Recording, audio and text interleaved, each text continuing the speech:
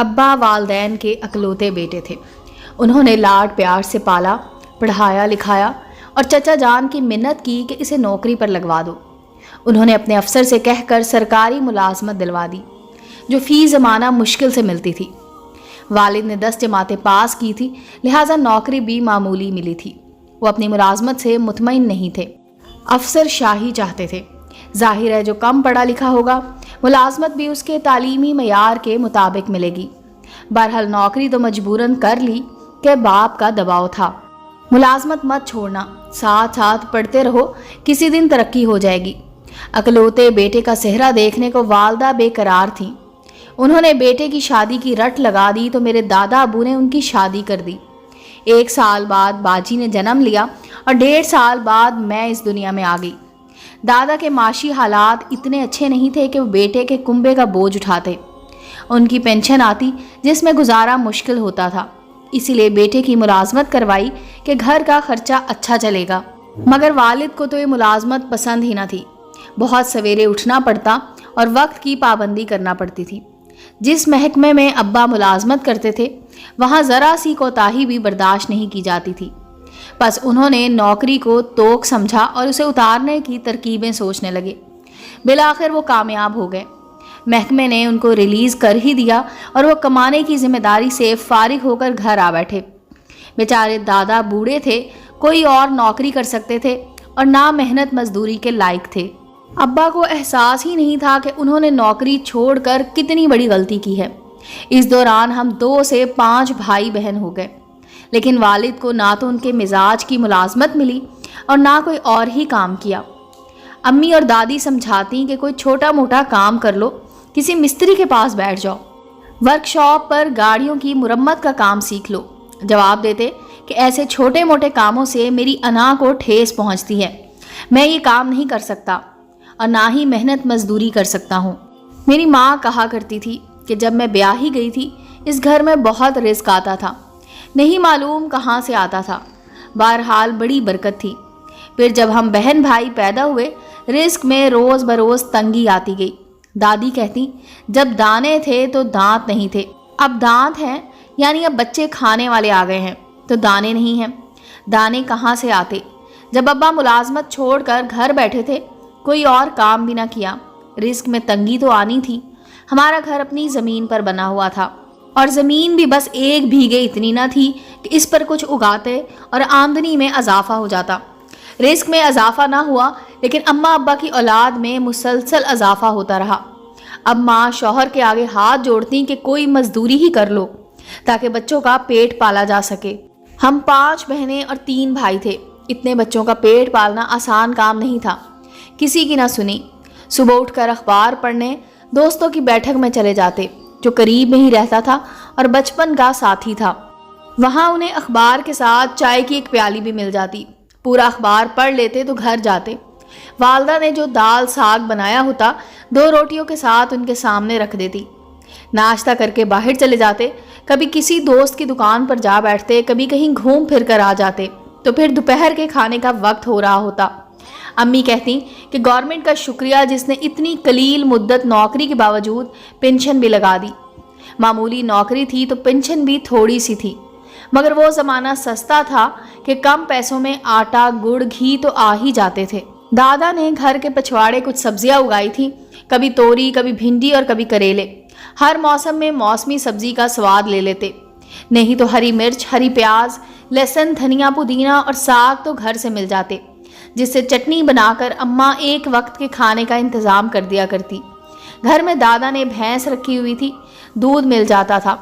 صبح لسی مکھن سے ہم بچوں کا ناشتہ تیار ہوتا، غرض کسی نہ کسی طرح مر کھپ کر وقت گزرتا تھا، لیکن ہم آدھے پیٹ کھانا کھاتے اور آدھی بھوک رہ جاتی تھی۔ تب میں سوچا کرتی اس طرح کی گزر بسر سے تو انسان کا مر جانا بہتر ہے۔ ہمارا شمار دراصل ان لوگوں میں ہوتا تھا جو سفید پوش ہوتے ہیں، کسی کے آگے ہاتھ نہیں پھیلاتے، نہ اپنا احوال کسی کو بتاتے ہیں اور نہ ہی امداد لیتے ہیں۔ اچھا کھانا نہ ملے تو بچوں کی صحت پر لا محالہ اس کا برا اثر پڑتا ہے۔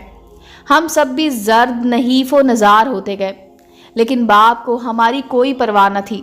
وہ تینوں وقت گھر کھانے کے ٹائم پر آ جاتے، کھانا کھاتے پھر کبھی ادھر بیٹھا اور کبھی ادھر بیٹھ، سارا دن اسی طرح گزر جاتا تھا۔ خدا جانے کیا سوچتے تھے، دادا نے ایک کی جگہ 2 بھینسیں رکھ لیں، اس طرح دودھ بیچ کر گزارا ہو جاتا تھا۔ ان بھینسوں کو چارہ بھی دادا ہی ڈالتے، ابا صرف دودھ کی بالٹیاں گھر کے اندر پہنچا دیتے۔ یہ بھی ان کی مہربانی تھی کہ یہ ڈیوٹی سنبھالی ہوئی تھی۔ سچ ہے کہ عورت ذات میں بڑی برداشت ہوتی ہے، خاص طور پر جب وہ ماں ہوتی ہے۔ میری والدہ نے بھی بہت مشکل وقت دیکھے، اللہ کسی کو ایسا وقت نہ دکھائے۔ میرے ننیال والے بھی بیچارے سفید پوش لوگ تھے، پھر بھی وہ کچھ نہ کچھ مدد کر دیا کرتے تھے۔ نانا ایک اسکول ٹیچر ریٹائرڈ ہوئے تھے اور ماموں بھی سرکاری اسکول میں استاد ہی تھے۔ ان دنوں اساتذہ کی تنخواہیں بھی کم ہوا کرتی تھی، جبکہ ان کا کنبہ بڑا تھا۔ نانا کئی بار ابا کو سمجھانے آئے، منت کی کہ PTC کر لو تاکہ گزر بسر ہو سکے۔ میرے ابا جان نے یہ کہہ کر انکار کر دیا کہ کیا میں اب اسکول میں بچوں کے ناک صاف کرتا رہوں۔ ان کی میں اتنی بڑی تھی کہ اس میں کی پاسداری میں وہ ہر چیز کو ٹھکراتے رہے۔ ٹھکرانے سے تقدیر نے کچھ بھی نہ دیا، حالانکہ نانا اور ماموں نے کئی بار پیشکش کی کہ ہم تمہارا داخلہ کرواتے ہیں، نوکری بھی لگوا دیں گے۔ اب ابا جس طرف منہ کرتے اسی طرف نہ ہو جاتی، کیونکہ اللہ کی نعمتوں کو ٹھکرایا جائے تو پھر تقدیر بھی روٹھ جاتی ہے۔ میری ماں ہمت والی تھی، انہوں نے پیٹ کاٹ کر ہمیں پڑھانا شروع کیا۔ میری بڑی باجی شائستہ کو مڈل تک پڑھایا۔ ابا نے بیٹی کو آگے پڑھنے سے انکار کر دیا، مگر نانا ابو نے کہا کہ آگے پڑھائی کا خرچہ میں دوں گا، اس کو میٹرک کرنے دو۔ باجی نے میٹرک کیا اور نانا ابو نے ان کا داخلہ PTC میں کرا دیا۔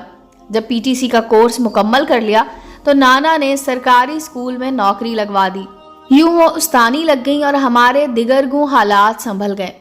بیٹیوں کو آخرکار پرائے گھر کا ہونا ہوتا ہے۔ 2 سال باجی نے نوکری کی کہ ان کا رشتہ آ گیا۔ ابا نے ان کی شادی کر دی، وہ اپنے گھر چلی گئیں۔ باجی کا سسرال نزدیک تھا اور ہمارے رشتہ دار تھے، وہ انہیں ہمارے ہاں آنے جانے سے منع نہیں کرتے تھے۔ وہ جب بھی آتی امی کی مٹھی میں 100-200 دے کر جاتی۔ باجی کی 1 بیٹی اور 2 بیٹے تھے۔ چوتھا بچہ ان کے یہاں جنم لینے والا تھا کہ کسی معمولی جھگڑے میں ان کے شوہر کو قتل کر دیا گیا۔ شوہر کے انتقال کے بعد اللہ نے ان کو بیٹی دے دی۔ جب کمانے والا نہ رہا تو اپنے بچوں کا گزارا انہوں نے اپنی تنخواہ سے ہی کرنا تھا۔ سب شکر کرتے تھے کہ نانا نے انہیں پڑھا کر نوکری دلوا دی تھی، ورنہ بیوگی کے بعد ان کے بچوں کا بوجھ کون اٹھاتا۔ امی ابو کیا مدد کرتے، جبکہ ہمارے گھر کا گزارا مشکل سے ہو رہا تھا۔ بہرحال اللہ تعالیٰ جو کرتا ہے بہتر کرتا ہے، ہمیں ہر حال میں صابر رہنا چاہیے۔ اب میرے والدین کی امیدوں کا مرکز میرا بڑا بھائی تھا، جو ہم 2 بہنوں کے بعد پیدا ہوا تھا۔ وہ میٹرک کر چکا تھا اور کالج میں داخلہ لیا ہی تھا کہ دادا کا انتقال ہو گیا۔ ان کی پینشن بند ہو گئی، مگر ماں نے ہمت نہ ہاری۔ بچے بڑے ہو گئے تھے، وہ محنت مزدوری کے لیے وقت نکال لیتی تھی۔ انہوں نے بھائی سلیم کو پڑھانے کے لیے محنت مزدوری کی اور دوسروں کے لحاف سی کر کپڑے سلائی کر کر بیٹے کو BA کروا دیا۔ بھائی نے B.Ed کرنا تھا، مگر دادا کے انتقال کی وجہ سے انہیں گھر سنبھالنا پڑا۔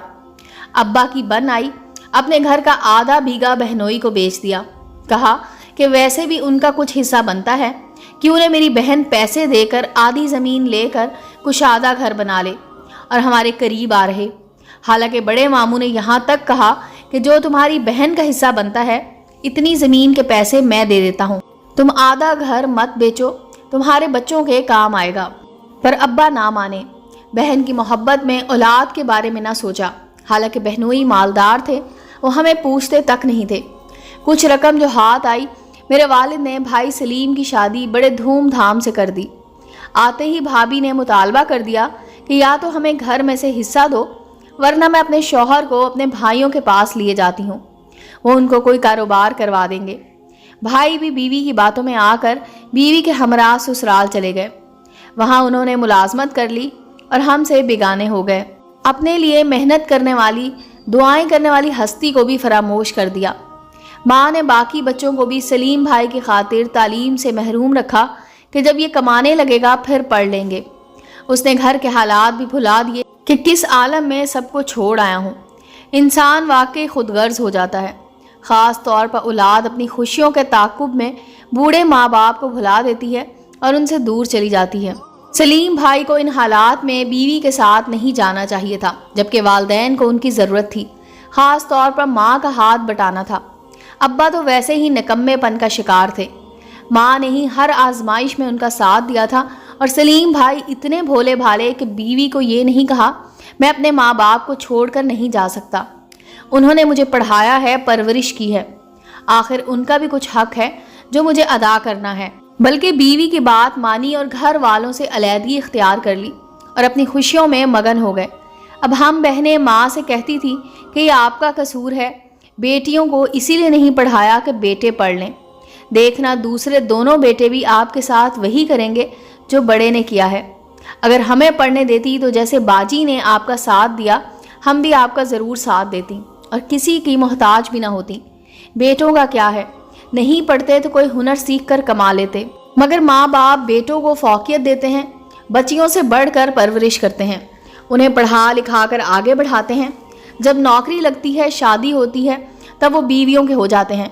माँ बाप उनके लिए अपनी बेटी खो देते हैं, वो मुड़कर भी उन्हें नहीं देखते। बीवी की ज़रूरतें ज़रूर पूरी करें, मगर माँ बाप को भी ना भूलें। यही है औलाद का एहसान कि मोहब्बत से ना सही मगर बूढ़े वालिदैन पर एहसान ही कर दिया करे। पहले ज़माने में रिवाज अच्छा था कि हर हाल में बहू बेटे वालिदैन को साथ रखते थे। घर में दादी नानी को अहमियत दी जाती थी, उनसे दुआएं ली जाती थी। आज बीमार वालिदैन को छोड़कर बेटे बीवियों को लेकर राह फरार इख्तियार कर रहे हैं। ऐसे ही बेटों की वजह से मुस्तकबिल में हमारे मुल्क में भी जगह जगह ओल्ड होम खुल जाएंगे। माँ बाप ईदेन पर औलाद की आमद का इंतज़ार किया करेंगे। दुआ है खुदा ऐसा वक्त ना लाए। उम्मीद है दोस्तों स्टोरी अच्छी लगी होगी। चैनल को लाइक और सब्सक्राइब करें और बेल आइकॉन का बटन दबाना मत भूलें ताकि हर नए आने वाली स्टोरी का नोटिफिकेशन आपको मिल सके।